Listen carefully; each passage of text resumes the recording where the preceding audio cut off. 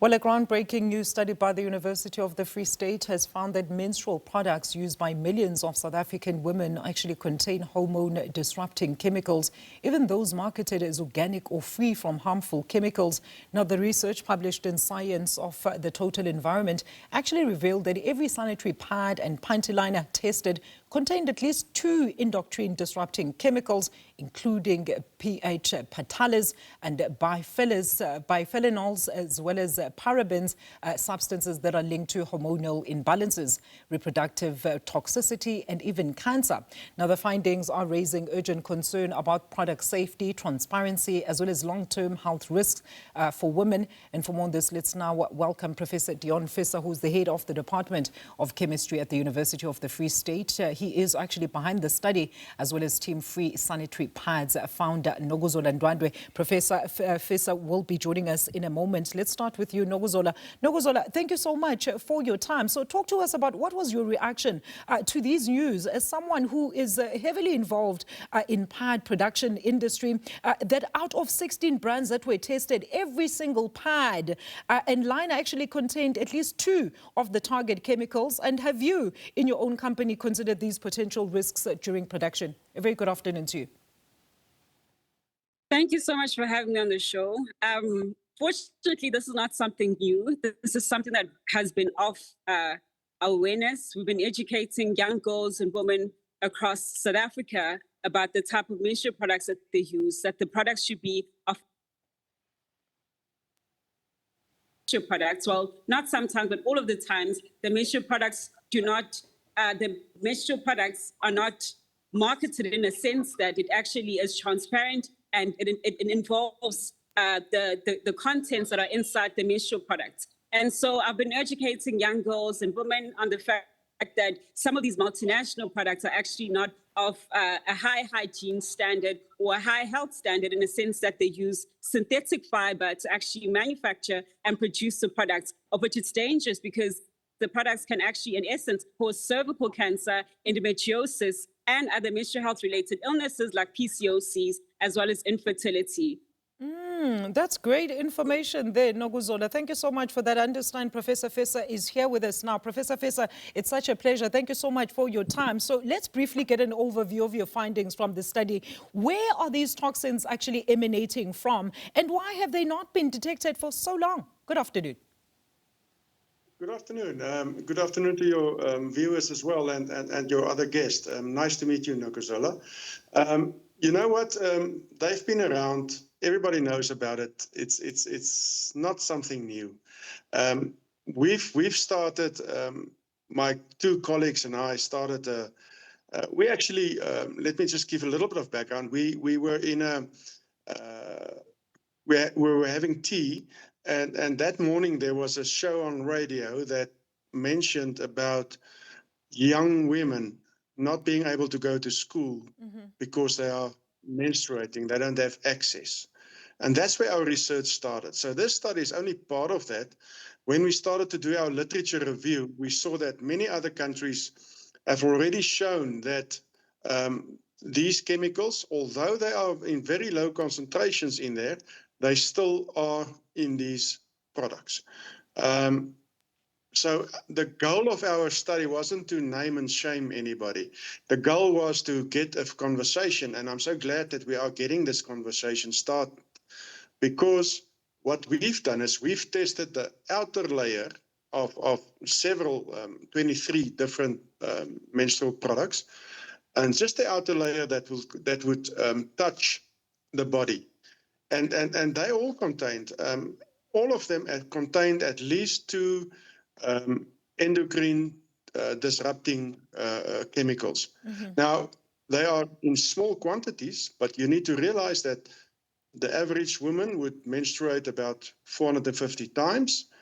And the continuous exposure to these chemicals is what worries us, because they are not only in menstrual products. They are also in mascara, they are in fragrances, they are in shampoo and conditioners. And we need to start talking about this, because these chemicals are really harmful, like Nokuzola also said. Thank you so much for that, Prof. Nokuzola, maybe talk to us about how this study is then also prompting serious change within production of sanitary products. I know you spoke about the need for transparency within production. I mean, women are already dealing with so many social issues. The stigma still associated with women and infertility, specifically here in the country, in South Africa, is quite a concern that hardly gets a lot of attention, as you heard Professor Visser there saying. I mean, so is there any way also to curb these trends? I mean, what direction should we be looking to? The urgent direction right now, of which we've been pushing for over years now, I mean, we've marched on the streets of Pretoria, we've marched on the streets of Cape Town. We need a legislation that actually protects the rights of women and young girls, that actually calls for regulation when it comes to the type of menstrual products that are circulated in the economy, the type of menstrual products that the government distributes for free in the low income schools, but which we want ultimately to be a universal thing, that menstrual products are actually free for all, is that we also need the government to intervene. It shouldn't be that the consumers should be, having some sort of panic and asking all sorts of questions to say, what now? What should we do as the end users? It should also be on the multinationals to actually take action and to actually be transparent in the type of products that they're actually putting out in retailers and in schools as well. So I think the urgent action now is to recall the products of poor quality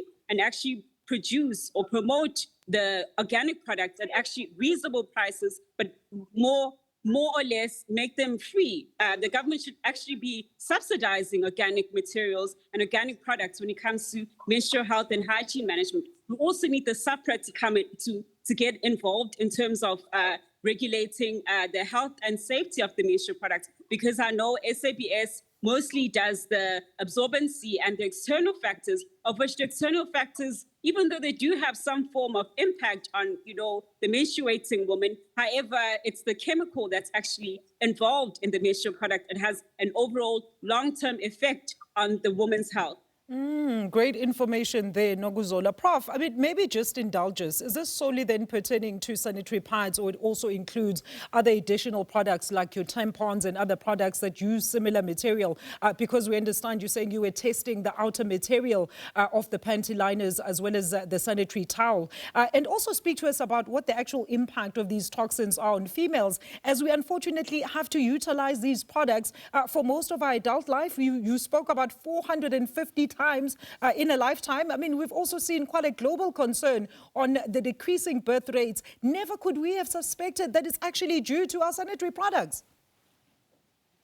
Well, we can't exactly say that it's just due to the sanitary products, but just also to say that the multinational companies that are distributing in South Africa are all within the European standards, etc. So they have very low levels of these products.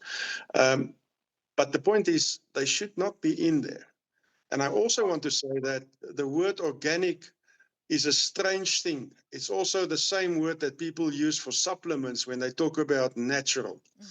Cocaine is also natural, but it's not good for you. So we need to really... when we have this discussion, even the word organic, by saying you are organic doesn't mean that you haven't used the glue that releases some of these chemicals. So that's the main point of our research. In terms of these products and especially sanitary products, we're busy with baby nappies. We expect the same results more or less, because the preliminary results show that, because they made the same way. We haven't looked at tampons. We know that international studies show that tampons have more of these chemicals, and some of them even have high, or no, not high, but levels of heavy metal contamination. So there's definitely a discussion to be had between government, action groups like Nokuzola's, university. Everybody's got to get around the table and say, hey, let's start in South Africa. Let's not wait for Europe or the America. Let's do it here. Let's start making stuff that is 100% safe for our women, because these specific chemicals, they mimic the hormones, the endocrine hormones in your body, and they look very similar. And so your body can't distinguish between them. And that's where they start creating problems like my colleague mentioned, endometriosis, infertility. Those things are all linked to these things. In fact, I just read a study, a 2025 study from Texas that now relates these chemicals to baby exposure to these chemicals to adult obesity. So we need to start looking seriously at these different chemicals. Professor, I'm sure you had not joined us when we made mention of this very important factor. In fact, it came from Nokuzola, who said we need to bring in the health department as well as consumer rights bodies, right? To quality assurance and bureau standard compliance. Talk to us about that. Why wasn't this detected by these relevant bodies for 20 years? Forever. I understand this is the first time, in fact, that the study has been actually conducted. And Nokuzola, maybe just give us your closing remarks as we look for solutions as well as safer alternatives and even industry practices as well as standards. Prof, very quick one on you. How do we get the consumer rights bodies and the health department to participate? Well, I'm happy to say that most of them have already contacted us since the study. We're excited to engage with them from next week onwards. Nokuzola, we will definitely include you in these discussions. And we're going to take this forward from university side. We are not in this for financial gain. We are in this to serve our community. That's what we want to do. There's no way that we can send people to the moon, but we can't provide sanitary pads. Absolutely. We appreciate that, Professor. A very quick one, Nokuzola, in your closing remarks. All I can say is we need that legislation. I know that businesses are very big when it comes to legislation and structure, when it comes to adhering to legislation. I think once we have that regulation, once we have a certain standard that says that this is how you should be distributing a particular product and a certain product, then we'll have buy-in on multinationals. Instead of multinationals being defensive, then they can have a guideline, a law, a binding guideline that states that this is what's required in the market and this is how you should operate as an entity. And so what we need right now is buy-in from the private sector, but more specifically, we need government to lead the charge. We need government to go over and above the politics or the whatever hidden agendas there are behind the scenes to actually come forward and see this as a women's rights issue and see this as a health issue and actually frame menstrual health as a health issue over and above as just product distribution. Wow, such wise words. I'm so proud to have done this interview with both of you. Good luck for the rest of the research as well as collaborations. Professor Deon Visser is the head of the Department of Chemistry at the University of the Free State, alongside founder of Team Free Sanitary Pads, Nokuzola Ndwandwe, with input on the study that found most sanitary pads as well as panty liners actually contain harmful chemicals here in South Africa that could lead to birth defects.